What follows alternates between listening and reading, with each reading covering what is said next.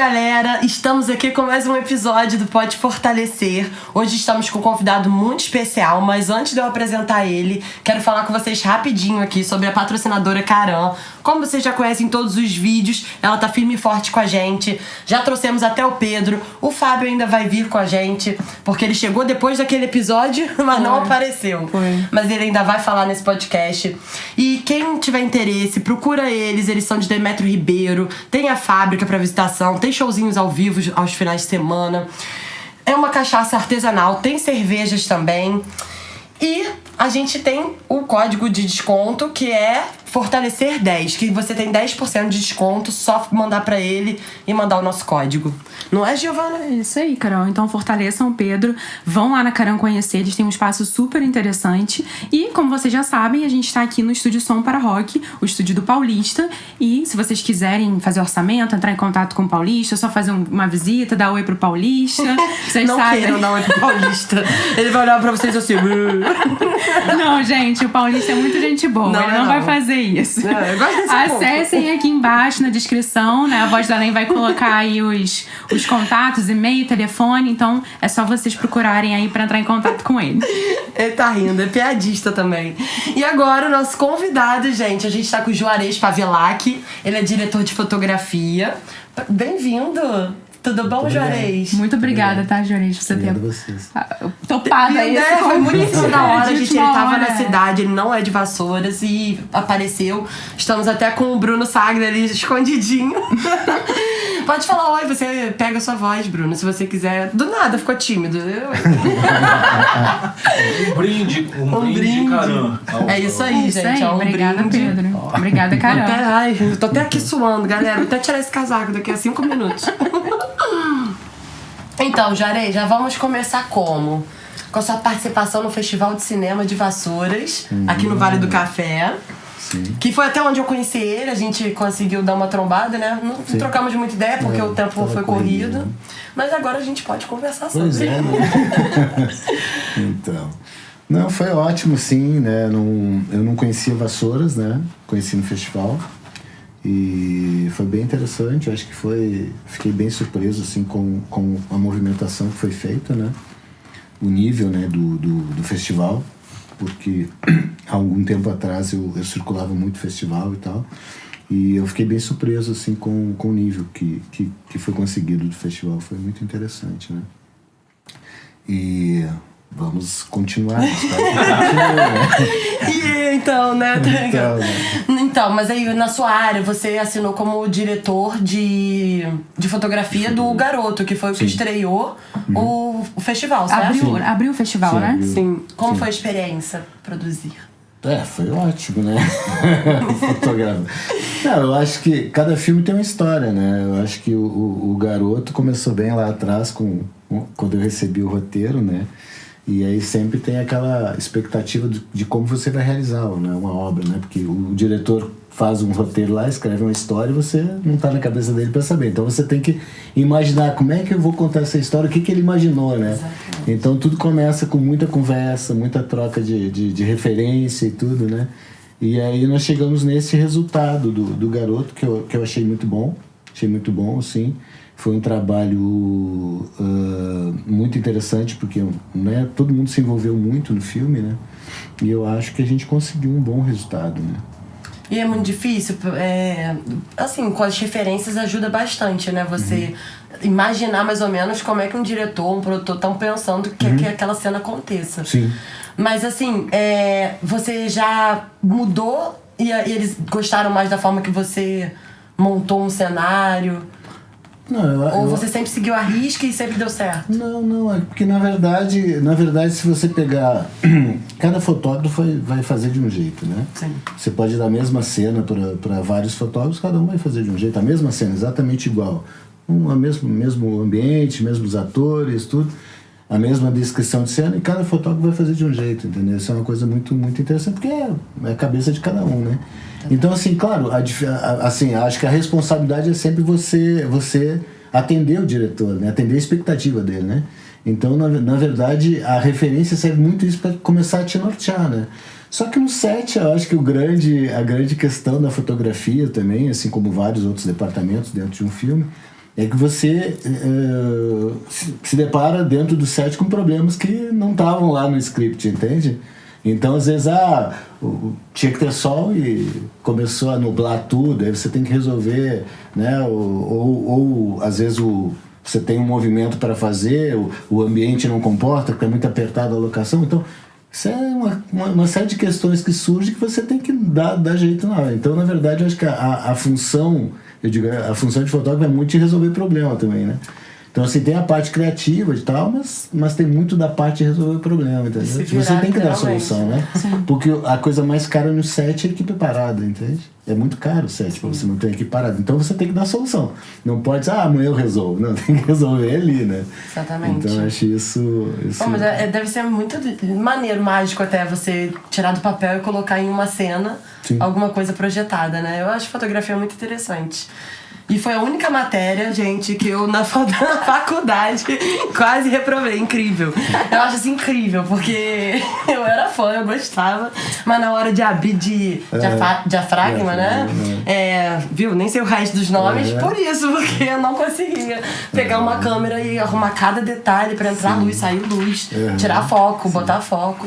Então, é engraçado assim, que quando a gente não tá inserido, né, a gente acha que é fácil, assim, a gente vê... Eu sempre gostei muito de máquina, de fotos, mas quando eu comecei, igual você falou da matéria da faculdade, quando eu comecei, eu falei assim, meu Deus, como é difícil, eu achei que fosse mais fácil. Incrível. E o meu ainda era prática, eu não... eu me esforçava São pra errar. mínimos ajustes ali que fazem toda uma diferença, né? Sim. É a solução que você dá na hora, né? Tem N maneiras de você resolver um problema, né? Como tudo na vida, né? Você tem N maneiras de resolver, né? Sim. E na fotografia não é diferente, né? Por isso que cada um faz de um jeito, às vezes, né? Então, acho que, assim, essa coisa é difícil, mas também não é tão difícil assim, entende? A questão da foto, né? Porque é dominar a luz, né? Se você tem uma luz que entra ali, você tem que dar um jeito de registrar, mas aqui tá mais baixo, lá tá mais estourado, né? Então, você equilibrar isso tudo, né? E a fotografia de cinema tem a dificuldade de você ter que iluminar em movimento, né? Então, tipo assim, é um pouquinho mais complicado porque você tem que lidar com as sombras, né? Exatamente. Onde é que você bota as sombras, Nossa, né? é muito Então, tipo assim, é curioso, mas é muito interessante, é desafiador, né? E aqui, fiquei sabendo que você está filmando pro festival, pro filme com a produtora que você tá filmando Vassouras? Não, a gente tá fazendo as imagens pro Film Commission, né? Isso, Film Commission. Que são os lugares dentro de Vassouras que a gente vê grandes possibilidades de fazer grandes cenas, né? Então, assim, o trabalho que está sendo feito é registrar tudo que tem bacana aqui e que possibilite produções virem para cá filmar, né? Então, acho que tem esse trabalho de ter esse olhar mais técnico também, né? E criativo também. É tipo um portfólio, né? É tipo um portfólio, exatamente. Poxa, então, muito assim, o cara vai acessar lá e dizer, pô, aqui eu posso fazer, né? Tal cena e tal cena e tal cena. Então, eu acho isso interessante. E pelo que eu estou vendo, tem muitas possibilidades boas, né? Então, Vassouras tem. Você pode falar algum desses lugares? Ou é segredo de estado? Spoiler, eu gosto de spoiler. Eu trabalho muito com eu spoiler. vou antecipar, né? O cara não vai nem se preocupar em ir lá assistir depois o... Tem que ser surpresa, né? Mas é muito legal, porque abre possibilidade de outras pessoas de fora conseguirem enxergar o que vocês estão enxergando agora. Sim. Mas tem muita gente que não sabe nem que Vassouras tem tanto lugar. Não, mas o curioso é que normalmente o santo de casa, né, aquela coisa, né? Às vezes você nasce num lugar e você não tem o olhar apurado, entende? Você tá ali todo dia, passa com aquilo é um troço bacana e você não se liga, né? Vem de fora e alguém diz, pô, mas peraí, se eu fiz registrar isso aqui é bonito pra caramba. Então acho que é uma coisa que não é exclusiva de cada lugar, né? Todos os lugares acontece isso. Você nasce num local às vezes que é extremamente bonito e você tá acostumado com aquilo. Fica comum, né? Batido. Fica comum, entendeu? Mas calma que Vassouras é muito legal mesmo, tá? Não é só porque é qualquer lugar, não. É porque é Vassouras. E é uma coisa que a gente fala muito, né, Carol? Que aqui, né... Que aqui tem muito potencial. Sim. Inclusive, a gente... foi uma das nossas motivações pra criar o Pode Fortalecer, né? Porque isso aqui é até pra isso, por exemplo, vocês estão dando visão pra esses cenários, a gente tá dando visão pra vocês mostrarem que vão ter esses cenários. Então, eu acho que é uma caminhada, né? Que se todo mundo der as mãos, chega lá em cima rapidinho. Com certeza. E é incrível isso. Não, eu acho que o interessante também, eu tava comentando isso com o Bruno, né? Acho muito interessante, assim, porque tu vê, você tem o festival. Aí você tem a Film Commission. Aí você acaba criando uma coisa que você tem a Film Commission, vem outras produções filmar aqui e tal. E é interessante você formar pessoas aqui, entendeu? Para trabalhar nessas produções. Porque isso é uma indústria, né? As pessoas não... Assim, às vezes as pessoas não sabem, mas a indústria audiovisual de cinema, ela gera mais dinheiro que a indústria automobilística no Brasil. Então, assim, gera muita grana, entende? Gera muito dinheiro, gera muito emprego. Então, assim, acho que é um mercado em expansão sempre, né? Porque cada vez mais se lida com imagem, né? Sim. E eu acho que é até uma dica, né, pra galera... Sim. Eu não sei, é porque eu acredito que ainda não tenha. Mas pra galera investir em equipamentos, tipo, de audiovisual de cinema. Porque tem equipamentos a gente tem, porque a gente tem o Paulista. Mas eu tô falando de equipamentos muito de grandes proporções, porque eu já vi muita filmagem de filme aqui, que a galera traz equipe de fora, gasta muito mais e paga ainda uma fortuna pra essa galera vir pra cá. Sim. Se aqui tivesse, né, algo assim, uma empresa... Sim. E eu acho que ia gerar até lucro pra própria cidade, porque a empresa ia pagar até um pouco menos, mas não ia desvalorizar. Acredito que... Sim, é um segmento que você abre, entendeu? Porque quando você trabalha com a equipe que vem de fora, o projeto que vem de fora, né? Você incrementa esse dinheiro na cidade. E se você tem pessoas na cidade que ocupam esses espaços, né, profissionais dentro de uma equipe, então a equipe vem de fora, normalmente com os cabeças de equipe e tal, e monta o restante aqui, entendeu? Então isso fomenta, é dinheiro que entra e é dinheiro que vai circular na mão de gente daqui também. Exatamente. Então eu acho muito interessante por isso também, né? Concordo. Eu acho esse mundo do cinema mágico. O Bruno me apresentou algumas coisas que eu não sabia, não tinha muita noção, e depois que eu conheci eu fiquei, o mundo do cinema é maravilhoso. Acho que a nossa voz do além a voz do além. Eu quero fazer uma pergunta que eu acho que é importante já fazer no início, e obrigado, Juarez, por ter vindo, de você explicar pra gente, assim, mais detalhadamente, exatamente o que numa produção, né, de um filme de cinema, qual que é o trabalho, tipo, do diretor de fotografia, assim, porque a gente tem uma ideia do que é, mas talvez não sabe exatamente o que fazer. Então eu achei que a gente deveria já falar disso inicialmente. Boa, voz do além. Eu sempre esqueço que Carol não é pra sempre falar entrega a identidade da voz do além. É bom, gente. Vocês vão conhecer ele um dia. Não, eu respondendo a tua pergunta, eu acho que eu tive uma pessoa que me formou, que me acolheu quando eu cheguei no Rio, né? Eu sou do Rio Grande do Sul e eu fui pro Rio para trabalhar com cinema. E essa pessoa tinha uma frase ótima, que ele dizia que o fotógrafo de cinema é um pintor que pinta o quadro dos outros, né? Então, assim, é um pouco isso, é você concretizar em imagem a ideia de um diretor, de um roteirista, né? Então, acho que você pinta esse quadro dos outros, entendeu? E por isso que você tem que ser tão preocupado em reproduzir o mais fiel possível a imaginação daquela pessoa, na minha opinião, né? Porque você tem que trabalhar para um roteiro, para um filme, né? Acho que não tem tanto espaço, na minha opinião, muito pessoal, não tem muito espaço para você ser tão vaidoso e dizer, não, essa é a minha fotografia. Não, a fotografia é de um filme e é de um diretor e de um roteiro, né? Então, na verdade, eu acho que a fotografia é isso, sabe? A fotografia de cinema é isso, você concretizar a imagem, essa história que alguém imaginou, entende? É mais ou menos por aí. Dá um certo trabalho, porque envolve técnica, muita técnica, né? Porque cada decisão estética recai em uma decisão técnica, né? Então, assim, você tem que ter uma habilitação técnica para você saber quais ferramentas você usa para ter um determinado resultado, né? E aí, claro, muita informação de imagem, de pintura, de uma série de coisas, né? É mais ou menos por aí. Show, obrigado. Perdão, pode falar. Eu ia falar pro João quando ele tiver pergunta pra voz do além. Obrigada. Eu nunca vou conseguir, que coisa. Mas voz do além, fica à vontade. Agora é você. Não, é que eu ia aproveitar o gancho, né? Você falou, eu não sou daqui, eu sou do Rio Grande do Sul, né? Sim. Conta pra gente, assim, quando que você começou, que você virou aquela chavinha que você falou, caramba, é com isso que eu quero trabalhar, é isso que eu quero fazer. Eu me interessei... O que te motivou? Eu me interessei por fotografia, eu tinha uns 12 anos, mais ou menos. E aí fiquei estudando, lendo. Na época eu não tinha condição de fazer um curso, era tudo diferente, você não tinha internet, você não tinha nada disso, né? Então você tinha que buscar tudo nos livros, né? Então era uma dificuldade um pouco maior, né? Hoje você acessa o Google e acessa o YouTube, tem tudo lá, um monte de tutorial, mas na época eu não tinha. E eu me interessei por fotografia com uns 12 anos, mais ou menos. Com 16 eu consegui fazer um curso, eu já tinha muita teoria, assim, né? E daí aí comecei a fotografar estilo, aí a pessoa que me deu o curso era um cara de São Paulo, ele acabou ficando na cidade, acabou virando sócio de um estúdio. E daí foi um pulo para fotografia de cinema, foi uma coisa muito natural, assim. Eu comecei a me interessar muito por filme, na época era VHS, que eu acho que vocês nem conheceram. Eu conhecia assim, mas bem do final do final. Então eu assistia muito filme, né? E aí eu comecei a me interessar pela fotografia em movimento, que é um pouquinho diferente, né? Um pouquinho mais complexa, eu acho.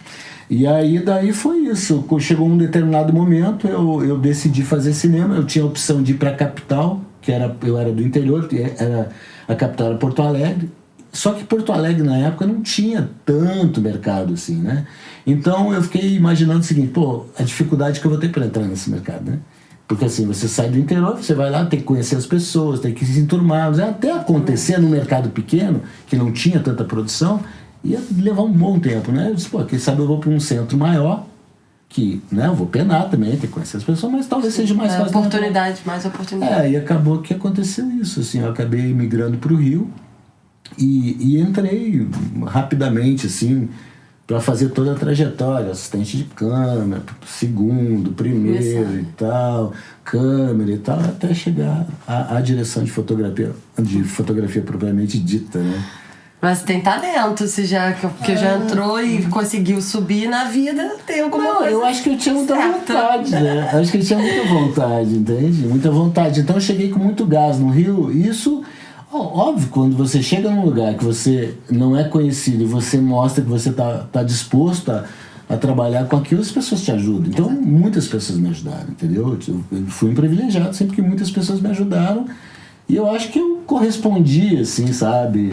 E tive sorte de fazer alguns filmes de curta que ganharam prêmios e tal. Então você acaba construindo uma trajetória, né? E se agregando, se juntando com pessoas que têm afinidade e tal. Então foi um caminho meio traçado assim, sabe? Poxa, muito legal. Eu gosto quando ocorre natural, mas você faz acontecer também, né? Aí juntos os dois já era. Sim. E, Juarez, pra sair um pouco da direção de fotografia, fiquei sabendo, sabe, que você já foi ciclista. Não pude perder. Mas o que você já foi? Conta pra gente. Nossa Senhora, eu já fiz de tudo. Eu sempre fui muito inquieto, muito curioso, entende? Então, na verdade, eu sempre me interessei por tudo. Na verdade, tudo começa assim. Eu era compulsivo por leitura, desde muito pequeno, né? Porque meu avô era uma pessoa que lia muito. E despertou, antes de eu aprender a ler, ele despertou curiosidade da leitura em mim, né? E eu lia sobre tudo. Então, você começa a abrir um mundo muito gigante, porque muita coisa te interessa, né? E aí, então, muita coisa me interessava, eu comecei a me envolver. E eu sempre gostei de esporte, e o ciclismo foi um dos esportes que eu fiz, foi um dos últimos esportes que eu fiz, assim, né? E aí eu corri o campeonato lá no Rio Grande do Sul, a gente tem uma proximidade com o Uruguai, né? E no Brasil o ciclismo de speed, né? Que é as bicicletas magrinhas, aquelas, pneu fininho, não tinha muito, na verdade. E até hoje até o ciclismo está num certo boom bem interessante no Brasil, mas não tinha. E aí acabou que eu ingressei numa equipe lá, de uma pessoa que patrocinava a equipe para correr no Uruguai. Então eu corri o campeonato do Uruguai, né? Caramba. Fiquei uns 5 anos competindo lá. E aí você competia num nível muito alto, porque no Uruguai, diferente do Brasil, já tinha uma tradição de 50, 60 anos o ciclismo lá na época, né? E então lá tinha clubes de ciclismo, como tem clube de futebol aqui, entende? Porque as pessoas têm um clube lá, o cara é contratado, ele é um atleta contratado.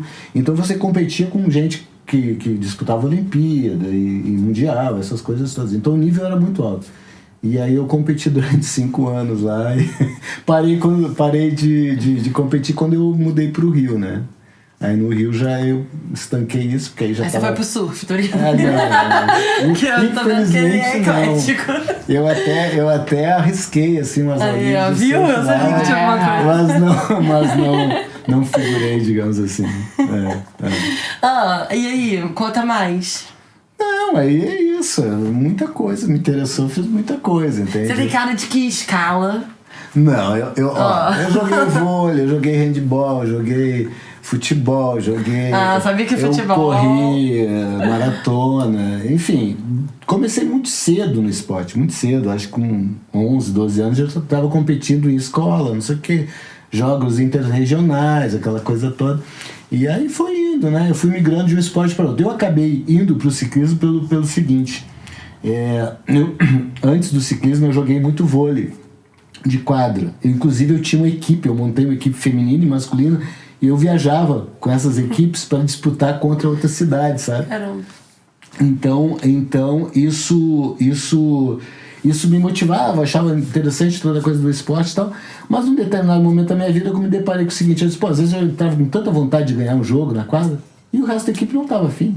Aí você ficava lá perdido no meio. E isso começou a me incomodar de alguma forma, né? E aí eu fui pro vôlei de praia. Aí eu tinha eu e mais 2 parceiros que jogavam, então, de dupla e tal. E aí eu comecei a buscar essa coisa de minimizar o número de pessoas envolvidas, porque, né? Pra você transar. E aí eu acabei parando no ciclismo por isso, porque depende de mim. Se eu treinar, depende de mim, né? Você tem equipe, né? Mas assim, o seu treinamento, o seu rendimento tá muito em cima do que você buscou e treinou e tal, né? E se preparou, né? Sim. Não depende tanto do outro, né? E os esportes coletivos têm essa característica de você depender, às vezes, dos teus parceiros que estão ali, nem sempre estão com vontade, né? E aí, por isso... Mas eu galguei vários esportes até chegar no ciclismo por conta disso, né? Mas era um hobby, assim, nessa época? Você já trabalhava com fotografia, não? Não, o que aconteceu? É o que eu te falei, eu me interessei com 12, com 16 eu fiz um curso e aí eu fiquei muito amigo do cara que deu o curso. E aí nós fomos numa feira em São Paulo, que é a Foto Brasil, que eu não sei se existe ainda hoje, eu parei de acompanhar a fotografia estilo. E aí nós fomos nessa Foto Brasil, e aí vinha gente do mundo inteiro, aquela coisa toda. Ainda era filme, né? Não era digital. E aí você tinha vários workshops e equipamentos novos, e acabou que nós voltamos de São Paulo com equipamento para montar um estúdio fotográfico, eu e esse cara. E aí acabei montando, e aí virou profissão também, né? Na época eu trabalhava em um banco. Olha! Na época eu trabalhava em um banco, então eu fazia de tudo. Minha vida era assim, trabalhar, o estúdio era mais final de semana, que eu tinha tempo, ou durante a noite, que eu gostava muito da parte de laboratório. Então eu arrumei esse sócio, depois entrou mais uma sócia, e aí nós formamos empresa, esse estúdio, né? E aí virou uma profissão, e foi indo. Aí até chegar o momento que eu migrei pro Rio, assim. Então eu fechei esse estúdio e migrei pro Rio, né? Mas virou uma profissão, então era uma profissão também. Virou uma profissão e virou de forma engraçada, porque... Como eu fazia as fotos, aí o meu amigo dizia assim, o aniversário da minha filha, pô, bate as fotos lá pra mim. Aí você ia, não cobrava nada. Só que aí o que acontece? Você tem muitos amigos com festas no mesmo dia, aí eu dizia assim, não, eu te pago tanto pra você ir lá fazer. Eu te pago tanto pra você. Aí você acabou, vira profissão meio que automático, sabe? Porque aí você ia lá, fazia de graça aqui, só que aí começou a juntar. No mesmo dia, 2, 3, não, eu te dou tanto de graça. Aí virou uma profissão, entendeu? Foi assim que a fotografia virou profissão, né? Nessa coisa do estilo, né? Mas, enfim, é isso, né? Você busca as coisas, né? Bacana, muito legal. Juarez, me conta as suas experiências e os filmes que você fez fora do Brasil. Fora do Brasil? Não, eu fiz pouca coisa fora do Brasil. Eu fiz filme na África, fiz filme... Estados Unidos. É pouca coisa, fiz filme mas, na África, fiz mas tudo filme brasileiro, filme de coisa, entende? Que você faz parte no Brasil, parte fora, né? Sim. Mas são experiências interessantes, assim, né? Que você faz, né? Eu fiquei 4 meses na África rodando filme. Depois eu fiz eu fiz esses filmes de comédia, assim, quando começou essa coisa da comédia. Tem um diretor que é o Roberto Santucci, assim, que a gente se conheceu há muito tempo atrás, assim. E aí acabou que eu fiz um dos filmes dele, assim, que foi, na época foi a bilheteria do ano, assim, que foi o Até que a Sorte Nos Separe, o 1. E foi bilheteria do ano e tal, e a gente fez o 2 e tal. E depois acabou que a gente não fez mais assim, não trabalhou mais junto, né? Mas aí foi uma experiência interessante, porque o segundo a gente já fez no Rio e Las Vegas, né? E foi uma experiência boa também, porque você trabalha com equipe de fora e tudo, né? E aí é um outro... É outra experiência, outra experiência, né? Você aprende outras coisas, outra maneira de trabalhar também, né? Porque aí tem as características de e os Estados Unidos é uma indústria, né? Sim. É diferente, assim. Nós ainda temos essa dependência de lei de incentivo e tal, aquelas coisas todas, né? Então, assim, não é tanto investimento. Porque a indústria americana, tu vê, já foi a segunda indústria americana, agora a indústria de entretenimento, né? Então, os caras têm um know-how muito grande, assim, tudo é muito preparado e tem tudo à disposição. A primeira vez que eu fui para os Estados Unidos filmar, eu ainda era assistente, foi em 98, eu acho. E, tinha 1 ano de idade. Foi em 98. Era só pra sacanear o Paulinho, porque eu só falo do cara, coitado do paulista. Eu ganhei do paulista, eu acho. Não, isso é... Paulista não tem como ganhar do paulista. Deixa ele contar a Paulista já história. Eu vou deixar, mas é porque o paulista, ele tá... Todo episódio tem que dar uma soldinha nele, pra não perder A marca registrada. a marca. Não, e foi engraçado que na época, como era película, as câmeras eram muito caras. Você lidava com equipamento que custava R$1,5 milhão, sabe? Nossa. Uma câmera com os acessórios e tudo, tipo R$1,5 milhão. Então era muita responsabilidade você lidar com lentes muito caras, porque você não podia dar um mole de deixar cair um troço quebrar, entendeu? Era muito caro. E quando eu cheguei lá, eu fiquei muito impressionado porque os caras tinham as pencas de câmeras. Você chegava numa locadora, o cara tinha 30, 40 câmeras. Você, nossa, que é isso, né? Que exagero, né? Mas realmente é uma diferença enorme. Então, assim, a gente tinha uma diferença enorme com relação ao mercado de lá, porque os caras tinham toda a estrutura que nós não tínhamos aqui. Então, tudo era muito penoso, né? Você não tinha os equipamentos de iluminação. Para ter uma câmera boa era caro, entendeu? Então, assim, isso me chamou muita atenção.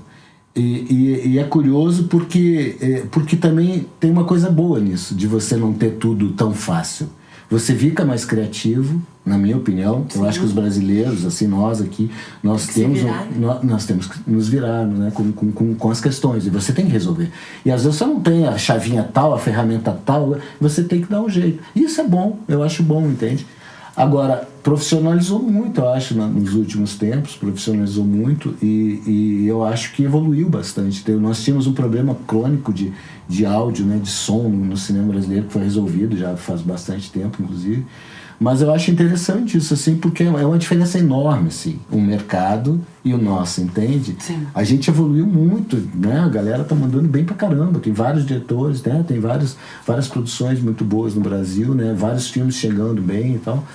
Agora a gente, eu acho que falta também, assim, na minha opinião, tem uma coisa que é difícil, assim, porque o cinema, ele não é popular, né? Você tem uma população enorme, mas o cinema não é tão popular, entende? Porque é inacessível para a maioria, né? Na minha opinião, é inacessível para quem ganha uma grana X. Mas isso tem. Talvez tivesse uma forma, um mecanismo de você ter mais tela para pessoas que têm menos condições, assim, porque isso geraria um movimento, que nem é na Índia, Bollywood, né? Que é a segunda indústria de cinema, é Bollywood, né? É Índia. Pô, o ingresso lá custa, sei lá, R$2, 50 centavos, sei lá, entendeu? Então, gera muita... Eu fiquei impressionado na África, porque esse filme juntou pessoas de vários lugares.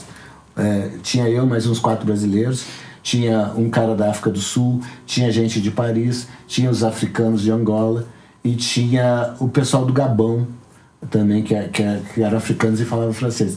E eu fiquei muito impressionado porque eu não conhecia nada de cinema africano, né? E aí eu descobri a cinema da Nigéria, né? Que era muito filme que eles faziam e vendiam nas bancas, em VHS, sabe? Tipo, e aí o ator mais bem pago na Nigéria, tipo, ganhava $10 mil, sabe? Uma coisa assim, bem diferente do que ganha. Às vezes um ator nosso aqui ganha isso num dia, entendeu? Num comercial. Entende? Então, assim, o cara mais bem pago da Nigéria ganhava $10 mil, né? Então, assim, é interessante você ver as diferenças e a coisa da movimentação como mercado, né? O audiovisual, né? Assim, mais acessível é sempre... Pô, é muito importante pra todo mundo ter acesso, mas em termos de qualidade... O que você achou do cinema na Nigéria? Não. Era uma coisa realmente para proporcionar a experiência. Não, porque é diferente, né? É a mesma coisa que se você diz, o filme de Hollywood é igual a um filme de ação nacional aqui, a gente hoje faz coisas muito boas.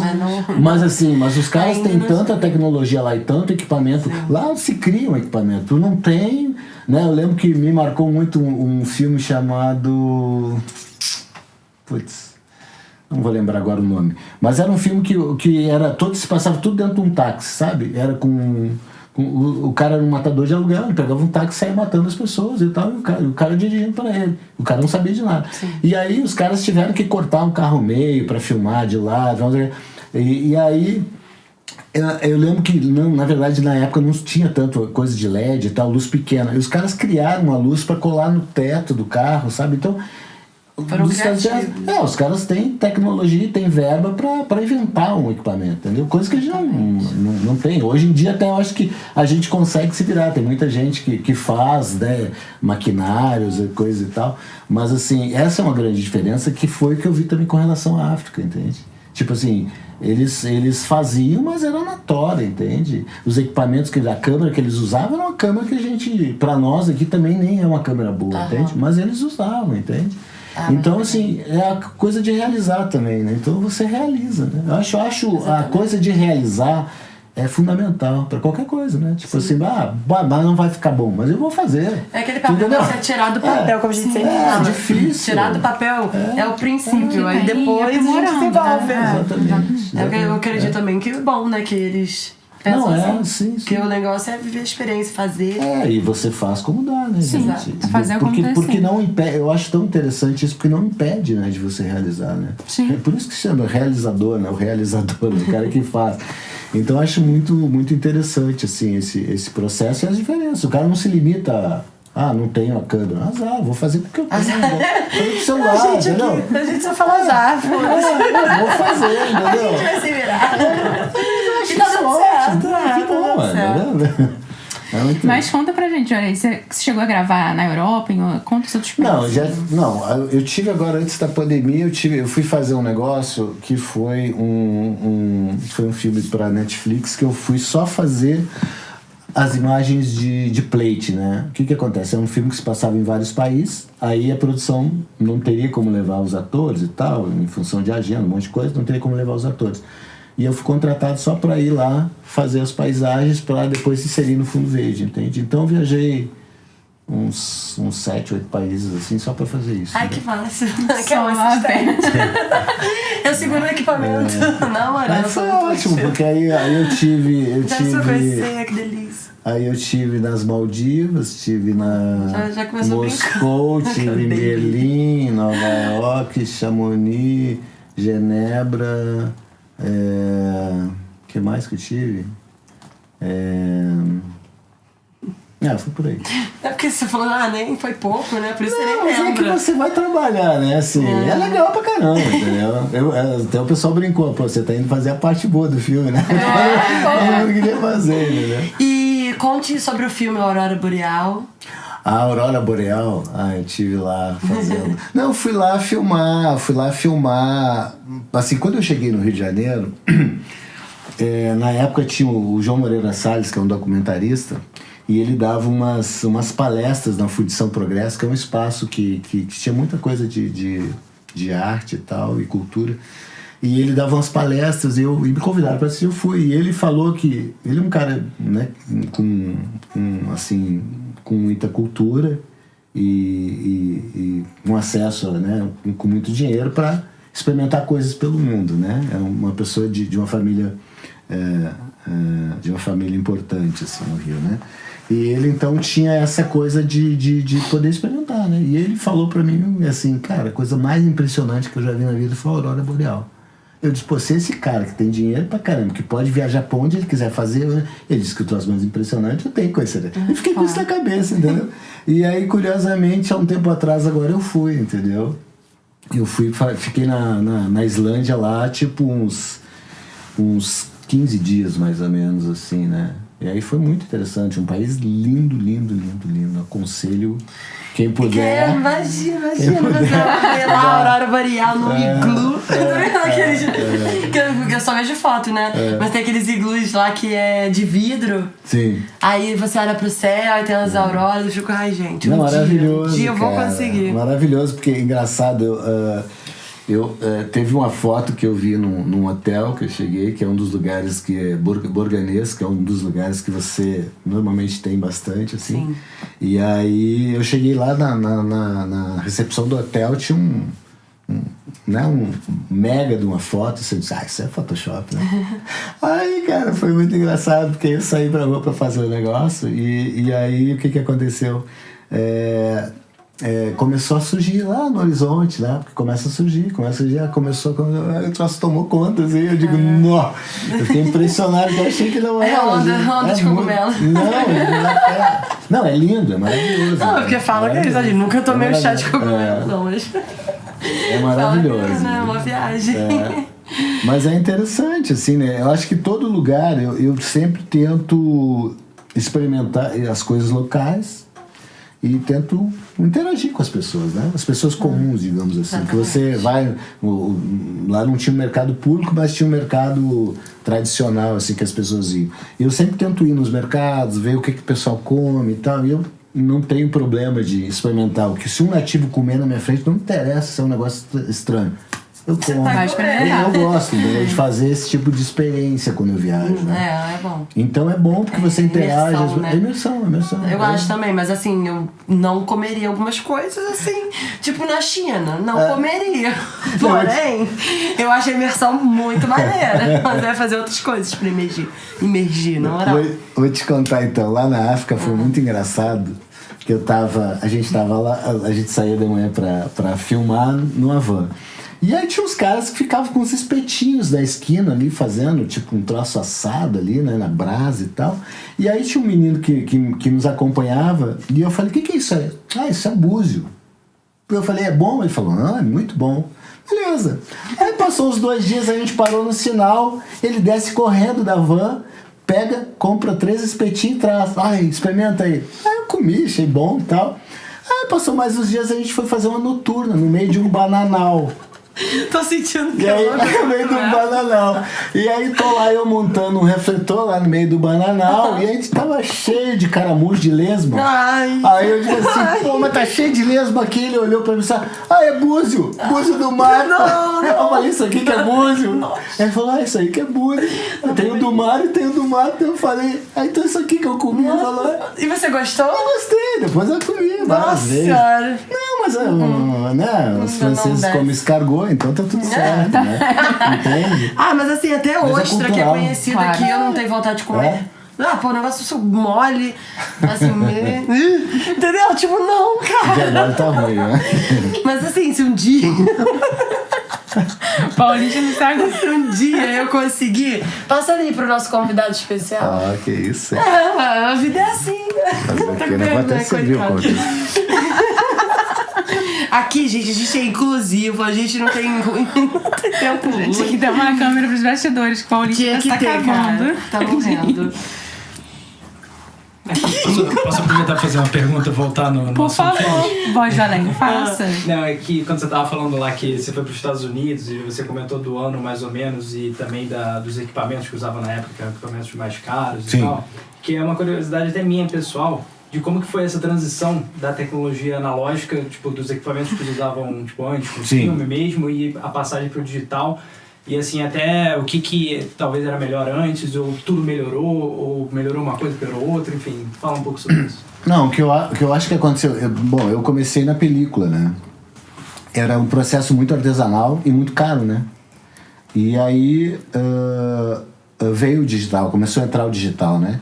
E aí o que aconteceu foi que eu me recusei a fazer o digital no início. Eu me recusei.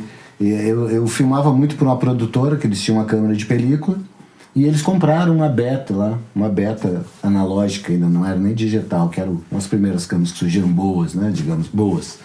E aí eles começaram a usar, eu falei, eu não faço digital, só faço película. E eu fui fazendo, né.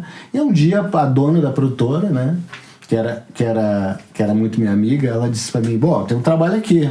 Eu falei, beleza. Mas tem que ser com a beta. Eu falei, não, você sabe que eu não faço vídeo. Então ela falou pra mim assim, bom, então se você não fizer esse em vídeo, você não vai fazer mais nada aqui. Brincando comigo. Não, ela é muito minha amiga. Ela falou gozando, mas me deu uma intimada, entendeu? Porque, na verdade, o custo é muito diferente, era muito diferente. E aí eu disse pra ela, então faz o seguinte, eu não sei nada disso aí. Me manda o manual da câmera e me arruma um bom assistente que saiba da câmera, porque eu não conheço a câmera, eu vou estudar essa câmera. E aí eu fiquei estudando lá, sei lá, uma semana a câmera até o trabalho. E aí eu fui pro set, era um set que eu entrevistava várias pessoas, Paulo José, do teatro, a Fernanda Montenegro, algumas pessoas assim das artes, né? E aí foi engraçado que na casa do Paulo José eu cheguei e já estava noite, né? E aí eu comecei a iluminar a sala, né? E aí comecei a iluminar, e eu sempre iluminei como eu iluminava a película, né? Você não olha no monitor, né? Você olhar tudo no fotômetro, né? E aí eu comecei a iluminar para vídeo como eu iluminava pra película, né? E aí o assistente esse que disse pra mim assim, pô, vem cá, você não vai olhar no monitor? Eu falei, não, tem alguma coisa errada aí? Se tiver alguma coisa errada, você me avisa, eu não sei usar o monitor, eu tô fazendo. Não, tá ficando bem legal, Eu falei, não vou, se tiver alguma coisa errada, você me avisa. E aí eu fiz isso, né? E aí, claro, você ilumina como se você estivesse iluminando película, ok, né? Aí você expõe lá pra câmera, lá com a leitura que a câmera tem e tal. E aí daí pra frente foi embora, eu fui estudando as câmeras, aí começou a migrar, né? Então essa transição pro digital, ela entrou meio na marra na minha vida, respondendo a tua pergunta, ela entrou meio na marra, sabe? Porque foi assim, ou vai, entende? E foi um caminho sem volta, é um caminho que ficou, né? Não tem como voltar. Tem algumas pessoas hoje voltando a filmar em película e tal, mas o processo é muito caro, ele inviabiliza. O lado bom do digital, o que eu acho do lado bom do digital? Que possibilitou muita gente filmar. Muita gente. Então o que acontece? Quando você tem quantidade, você acaba tendo mais qualidade.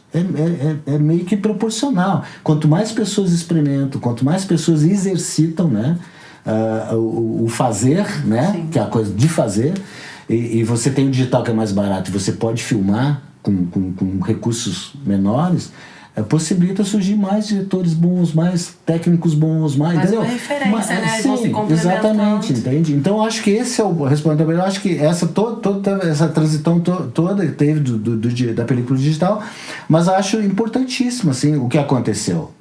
Agora, se você me perguntar, eu prefiro a película. Eu ia falar nem deu pra suspeitar, não. Não, é porque é muito diferente. Falando que preferem também, e até você falou, teve o Eu Gosto de Guerra nas Estrelas, né? E sim, o episódio 7, que foi o primeiro, quando voltaram, sim, o J.J. Abrams gravou o filme inteiro numa película analógica. Pois é. Porque assim, tu vê, eu encarei, eu fazia muito videoclipe, né? E aí esse diretor que eu falei, do Roberto Santucci, ele comprou uma F900, que é a câmera que foi desenvolvida por Jorge Lucas rodar o Ataque dos Clones pela Sony. Então eles construíram uma câmera para ele, porque ele não queria fazer o processo de digitalizar a película, não sei o que ele queria. Aí fizeram essa câmera. E esse diretor comprou e precisava de um fotógrafo que transitasse nos dois. E eu acabei conhecendo ele, a gente ficou estudando a câmera e tal, e aí você cai para dentro mesmo, estudando mesmo, sabe? E aí, claro, você tem as diferenças, não tem jeito, entendeu? É muito difícil porque, assim, como é que você vai fazer? O que é o pixel? É um negócio chapado, entendeu? A luz bate ali, né? O que é a película? É um grão, é multifacetado. A luz nunca bate no mesmo vão, ela bate de várias formas. Então, só por isso já tem uma diferença de textura, entendeu? Tu vê, hoje você ainda escaneia um filme de película em 8K. Você consegue escanear em 8K, tu entende? Então você diz, tecnologia. Mas hoje a película ainda suporta 8K. Se você consegue escanear ela em 8K de resolução, fica bom. Agora, claro, tem todo a coisa do grão, do ruído, né? Da coisa do grão randômico, né? Que é os grãos de prata que ficam lá, né? Então é interessante, assim, é muito diferente o processo. E é legal quando você consegue colocar um do lado do outro e analisar isso, sabe? Isso é muito interessante. E eu achava até que porque quando a gente via filme em VHS, as TVs elas eram quadradonas, assim, então tinha aquele formato quadrado, e você via o filme ali quadrado. Só que aí depois, eu fui ver muitos anos depois, assim, porque eu peguei pouco VHS, eu nasci no início da década de 90, então eu peguei VHS muito pouquinho, logo passou pro DVD. Sim. E aí as TVs começaram a ficar nesse novo formato de 16:9. Sim. E aí eu fui pegar pra ver o Noviça Rebelde, que é um filme antiquíssimo, em 1960 e pouco, e ele passava na TV inteira. E aí que eu descobri que já há muito tempo atrás... Sim. Os caras já gravavam com a sim, era uma coisa inteira, não era aquele quadradinho que passava só na TV, né? E é muito maneiro, eu não sabia disso. Eu fui pensar nisso quando eu vi esse filme. Porque você tem o seguinte, a câmera, o formato, né? Você tem o formato do 35mm, por exemplo, que era o mais comum, né? Ele quando você faz o frame, ele é quadrado, né? Ele é 3x4 praticamente, entendeu? Então, assim, os caras faziam o anamórfico, né? Que é uma lente que ela faz isso aqui na imagem, ela estica a imagem, entende? Então ele bota o máximo de informação naquele quadradinho. Isso. E aí você depois desanamorfiza, né? Que são os famosos anamórficos, né? Os filmes anamórficos. Então, assim, você conseguia botar mais qualidade ali de resolução dentro daquele quadro, né? E aí, claro, o digital já, é resolução, mas aí não tem, você até usa anamórfico no digital, mas eu não vejo assim essa coisa, a película ainda gosta. Então, agora voltando aqui pros leigos, que eu fiquei aqui, vocês mandaram muito bem agora, mas pra quem não sabe exatamente enxergar no visual a película, filmado em película e filmado no digital, qual é a diferença visual, assim? Pra você saber, esse diretor, esse filme foi filmado e tal. Não tem como saber? Não, a película ela tem a coisa da textura, né? Do grão, porque são grãos de prata, ele nunca tá no mesmo lugar. Então você vai ver uma movimentaçãozinha. Né? E a coisa, eu acho que ainda tem a coisa das cores da película, é muito, muito impressionante, né? O digital tá sensacional hoje, né? Você consegue muitos resultados, né, no digital, mas não é a mesma coisa. Mas só pra te falar assim, dá pra bater, não. Às vezes quem já teve experiência até agora a melhor coisa é um dia, se você tiver a oportunidade, botar lado a lado e ver, entendeu? Comparar, porque aí você vai ver a diferença, senão você não consegue ver, né? Tem gente que não, mas eu não gosto daquele ruído, aquela coisa, aquela movimentação randômica ali, não sei o que, mas gente, ainda mais hoje com HD que todo mundo quer ver, né? Os mínimos detalhes dos detalhes. Isso foi uma coisa interessante, você levantou uma questão muito interessante. Quando começou o HD, essas câmeras de HD teve muito problema com maquiagem. Porque a película, ela segura mais, né? Ela não brilha tanto, assim, né? Você botava uma maquiagem, você botava brilho na pele, né? Pra saltar na película. Porque a película não deixava estourar aquele brilho, né? Sim. Ela fica mais aveludada. Sim. Então, os maquiadores, eles botavam brilho na maquiagem. O que aconteceu quando veio o HD? Ferrou. Porque os caras tiveram que reestruturar a forma de maquiar, usar... Porque aí você não brilha mais, você apaga. Porque o digital, ele brilha, qualquer coisinha ele brilha, história, né? Qualquer história. Então, assim, a grande questão que aconteceu, que era uma dificuldade, que a gente tinha que conversar muito com o maquiador, com o fotógrafo, às vezes, pra ver como é que... Então, tudo era o pozinho pra tirar o brilho, senão estourava tudo, né? Ficou aquelas caras plásticas, saca? E não era tão interessante, né? Então isso foi uma coisa curiosa que aconteceu quando veio o HD. Sim. Porque teve que haver uma adaptação, inclusive de luz, sabe? Assim, você trabalhar com luz mais suave, o maquiador trabalhar com a maquiagem também mais suave. Sim, eu acho que o Paulista tem uma pergunta. E depois a voz da Além, porque hoje os bastidores aqui é ótimo quando vem alguém que trocar de câmera hoje, né? Acho que vocês tinham que fazer um programa. Não, hoje a gente ficou bem mais interessado. Eu sabia, quando o Bruno falou do Juarez, eu mandei no grupo e falei, João, sua cara, não foi João. Voz da Além.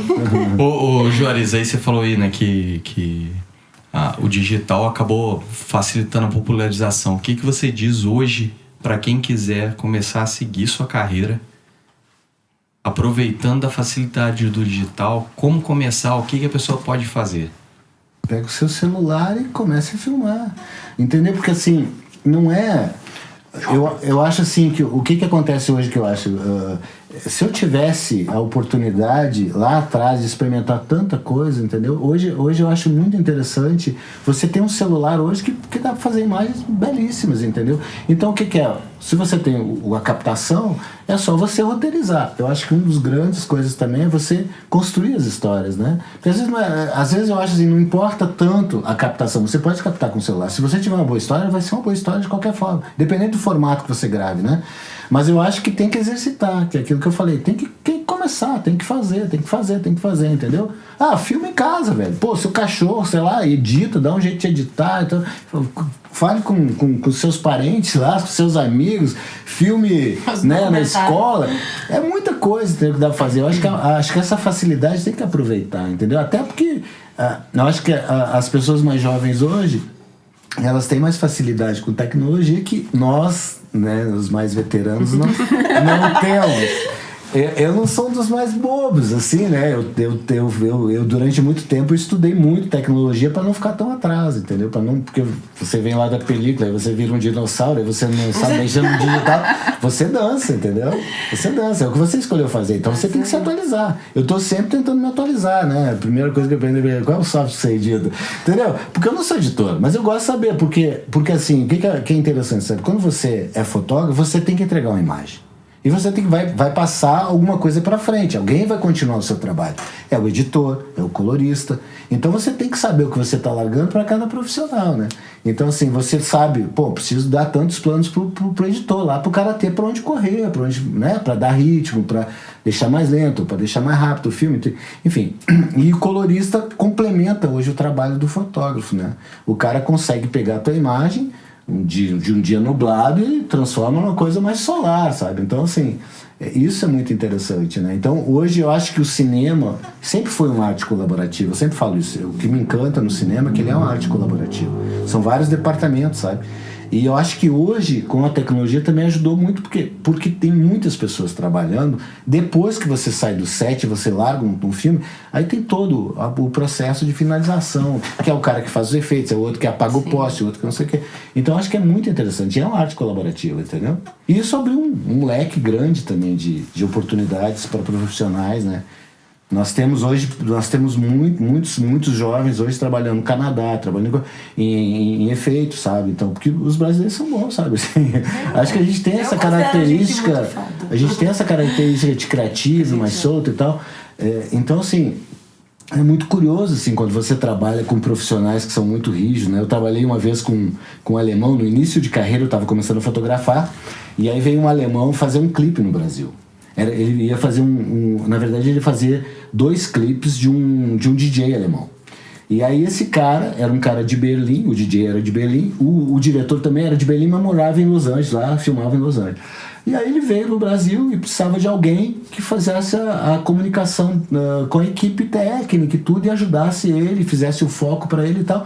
Aí você, você não é mais foquista, você já está fotografando, você não quer fazer isso e tal, e você coordena a equipe técnica para ele. Eu falei, não, beleza. E é muito curioso isso, porque aí eu tô lá fazendo, primeiro dia de filmagem, eu rodava clipe pra caramba nessa época já, sabe? Então, todo dia, as coisas que a gente fazia em clipe, todo dia fazia igual, né? Um monte de coisa de improviso e tal. E aí tinha um lance lá de uma cena que era um foco X lá, que o cara vinha caminhando, ele parava, não sei. E aí eu fiz uma brincadeira de foco, que eu tava acostumado a fazer nos meus clipes, sabe? Aí eu fiz uma brincadeira. Terminou a cena, o cara cortou a câmera, ele tirou o olho do visor e disse, você é um gênio.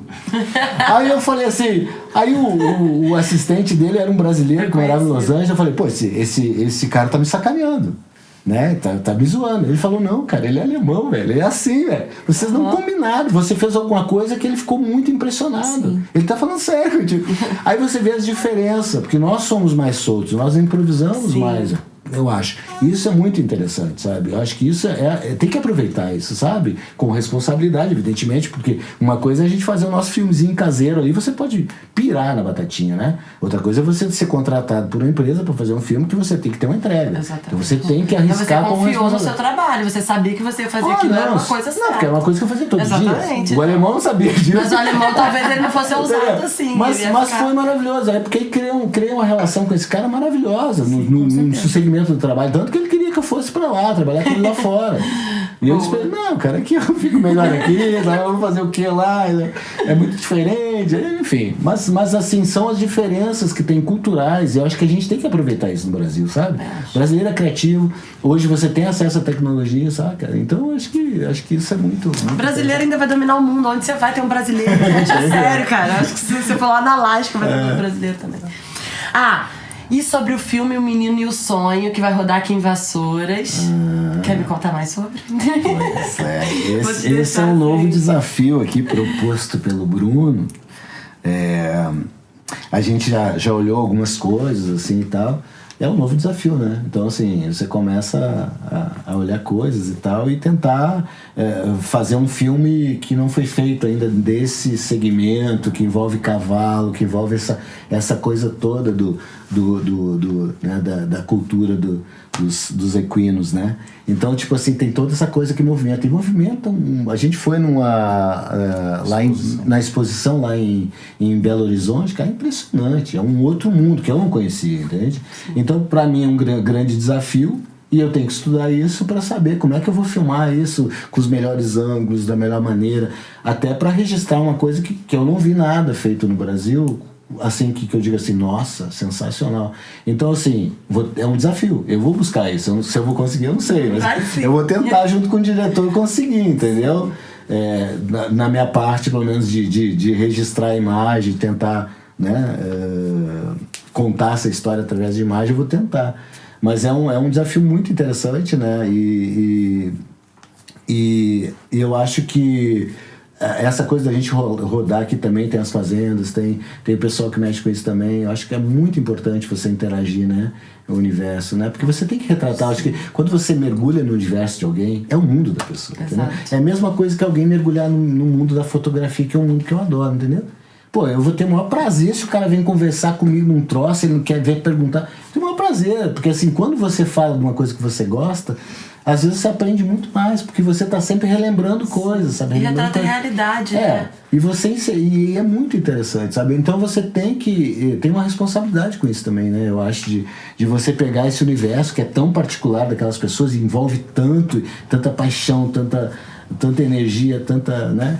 E você registrar aquilo da melhor maneira possível pro cara dizer, pô, olha só, eu sou bom mesmo, né? O cara olha, pô, o que eu faço é legal, olha só que imagem do meu cavalo, olha que imagem. Então, assim, eu acho que tem tudo isso, assim, né? E é uma história maravilhosa, assim, né? Do livro, né? Então, acho interessante, assim. Vai dar bom, vai dar muito bom. Sentindo, Vai dar muito bom. Já tô sentindo. Vai dar muito bom. E conta um pouco sobre o que você acha do potencial de Vassouras pro audiovisual. Olha, eu tava comentando com o Bruno o seguinte. Acho que aqui pode se tornar um polo muito grande, assim, de audiovisual. Porque já tem esse start do festival aí, né? Tá entrando a coisa da Film Commission, entendeu? Eu acho que a coisa da formação acho que é importante. Porque você fecha um ciclo, entende? Com certeza. Você monta Então, acho que o potencial é muito grande. E se fizer tudo estruturadinho, todo mundo trabalhar direitinho, assim, vira um negócio muito, muito, muito grande, sabe? Muito grande, porque o potencial é grande. Tem várias coisas de locação que a gente tá vendo, sabe? Então, muito interessante, entendeu? Eu acho que a cidade é bem versátil para isso, sabe? Assim, e as paisagens, né? Eu sim, acho que tem um apelo assim, muito marcante a parte histórica da cidade, né? Sim. Mas isso eu até queria saber de você. Vocês tiveram uma experiência, você com o Bruno, em Petrópolis, não? Gravando em Petrópolis. Sim. E assim, qual foi? Porque aqui a gente tem essa parte histórica, mas é mais dos Barões do Café, lá é mais da família imperial, né? Sim. Então, assim, qual foi a diferença, assim, entre gravar lá e gravar aqui? Eu acho que, claro, cada cidade tem a sua questão cultural, assim, né, do que movimenta, né? A gente viu muito essa coisa da imigração alemã lá em Petrópolis, porque foi o que, né, a cidade foi construída por imigrantes lá alemães, né, que vieram. Então você vê muito essa característica germânica, assim, até no engenheiro que fez todo o planejamento, o cara já fez com outra forma, que antes as casas eram de costas para o rio, né, justamente para lidar com os dejetos e tal, o cara virou o contrário, as casas são de frente. Então tem coisas que você vai notando assim que vem da cultura de fora, entende? Então assim, aqui você tem essa coisa dos barões do café, né, e tal. Mas isso tem as coisas boas, né? Que eu acho que tem toda a coisa histórica, que hoje a gente subiu ali num prédio ali pra ver uma coisa, eu digo, nossa, que quadro bonito isso aqui, sabe? Porque assim, você tá numa sacadinha, cara, você olha pro lado, nossa, que coisa fantástica, né? Você fica... Então tem muita coisa histórica que eu achei interessante, as paisagens, que são muito bonitas, entende? E tem todo esse... Eu acho que tem todo esse apelo de estar nessa movimentação do audiovisual aqui, entende? Eu acho que isso é muito importante, assim, para aproveitar. E eu acho que o trabalho que está sendo feito nesse momento de registrar essas locações e tudo é justamente mostrar esse potencial, entendeu? Que é muito grande, entende? A direção aqui tá cochichando aqui assim pra gente. Gente, a gente acabou de ganhar um spoiler exclusivo aqui, mas... De que tal, você falou, né, da equipe, enfim, do entorno estar preparado, e eu acho assim... Seria ótimo pra gente, né? Eu acho que a gente tem tudo pra crescer nisso, né, Carol? Dentro do audiovisual, das pessoas realmente da cidade, da região, se prepararem pra essas produções futuras, né? Temos aí cursos, né? Dentro da área, vamos começar a falar dos spoilers. Acabou de chegar aqui no ponto. O ponto tá funcionando. Pois é, tem coisas aí, não sei direito ainda. Não é direito, gente, é audiovisual. Não, acho que é o seguinte, eu acho que tem que ter. Isso eu acho que é mais um nó desse ciclo todo que se forma, entendeu? De você, mais essa peça que vem, que eu acho que é isso, entendeu? A formação, entendeu? De você botar a cidade a fornecer essa mão de obra, né? Digamos assim. Porque você gera emprego. Eu acho que essa coisa a gente vive o século da imagem, né? Hoje é muito normal, vocês lidam, né, com celulares e tal, e edita ali no celular mesmo e tal, e compartilha, e faz podcast, e faz live, eu acho que se vive esse momento, então você tem que aproveitar essa coisa da juventude, que acho que, né, que tá aí batalhando o espaço de trabalho, e você mergulhar nisso, sabe? Você fornecer a formação desse pessoal pro cara também ter essas possibilidades, né? E você vai ter a possibilidade real da oportunidade no trabalho. Entendeu? Porque aí você faz uma boa formação, as pessoas formam, muita gente... Né? Muita gente vai abrindo novos horizontes, né? Não é que vai ficar aqui a vida toda. Talvez não. Às vezes o cara vem fazer uma produção com alguém de fora, alguém diz, pô, vamos trabalhar lá. Então vai. Como várias vezes eu fui convidado para ir para fora, entende? Assim, porque, fiz bem meu trabalho, a pessoa, não, vamos trabalhar lá fora. Então acho que isso tudo são oportunidades e isso movimenta, acho que até essa coisa da galera, né? Jovem que tá assim, não que os velhinhos não possam fazer, né? Claro, coitado do Paulista, ele vai chorar. Não chora não, Você vai entender quando você assistir, ele estava distraído. A gente lida muito com o futuro pro jovem, né? A gente sempre fala isso, mas e é real, né? Você, né, tem que preparar pra coisa andar pra frente. Mas acho que nunca é tarde pra ninguém. Não. Porque eu, quando eu tiver a idade do Paulista, não vou nem falar sua não, que você tá até bem. Mas Paulista, eu quero estar ativa no mercado. Eu quero estar fazendo outras coisas. Mas eu acho que tudo tem espaço, entendeu? Porque você pode incrementar também a terceira idade nisso. Sabe? Claro, vou dar um exemplo pra vocês. Eu fiz um trabalho com o Google em Rondônia. Tinha um chefe indígena lá que estava sendo ameaçado de morte por madeireiros e tal. E aí uma amiga minha tinha feito um trabalho nessa aldeia e tinha feito umas fotos, e ela voltou 20 anos depois pra ver como é que estavam aquelas crianças que ela tinha fotografado. Todo mundo adulto, 20 anos depois. Sim. E aí ela se deparou com essa situação desse cacique lá da tribo que estava sendo... E aí, enfim, o que aconteceu foi que ela fez uma exposição com as novas fotos deles adultos na Califórnia e convidou o cacique. E aí ele disse, pô, você não tem como me ajudar aí com a visibilidade com o Google, uma reunião de 5 minutos, eu sei que, enfim, conseguiram a reunião, tal, né? E o Google baixou com o departamento que eles têm para atender essas demandas, né, e tal. E nós ficamos só lá, ficamos 12 dias em Rondônia filmando com os índios. E o link que eu quero fazer é justamente isso. Os índios nunca tinham feito audiovisual. Eles aprenderam a lidar com vídeo em 12 dias.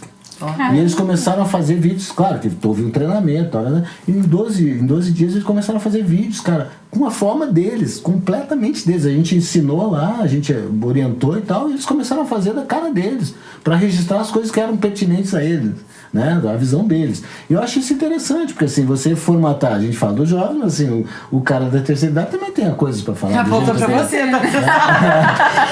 Apontou pra ele. É que a gente sempre brinca com o não tem como. Não, mas Só dou gasto. Só não. Mas eu acho Eu acho que as que... pessoas me levaram susto quando verem. Entendi. Olha só aí.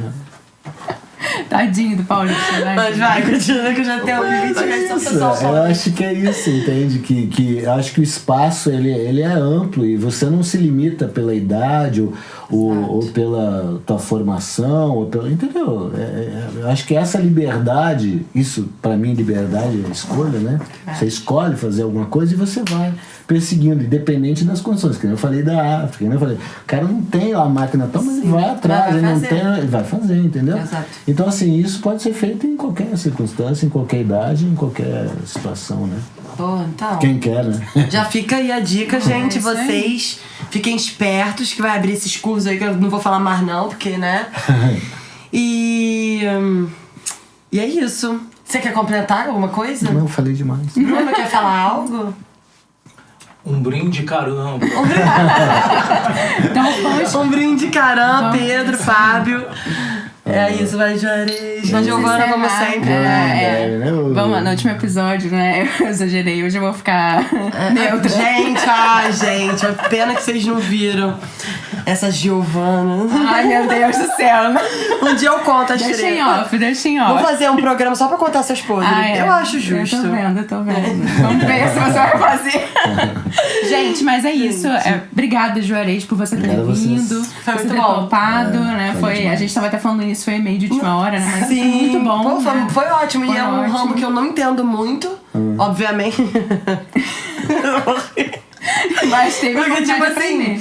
assim, são Eu também coisas muito técnicas. Eu acho que tem que estar no ramo. Tipo, o Joãozinho, o Paulista tão, eles entendem mais. Claro. Então a interação, obviamente, ia ser maior. Mas assim, eu achei ótimo porque eu aprendi coisas que eu não sabia, agora eu sei. Então, assim, foi informativo, foi inspirador, muito obrigada. E descontraído, né? E descontraído.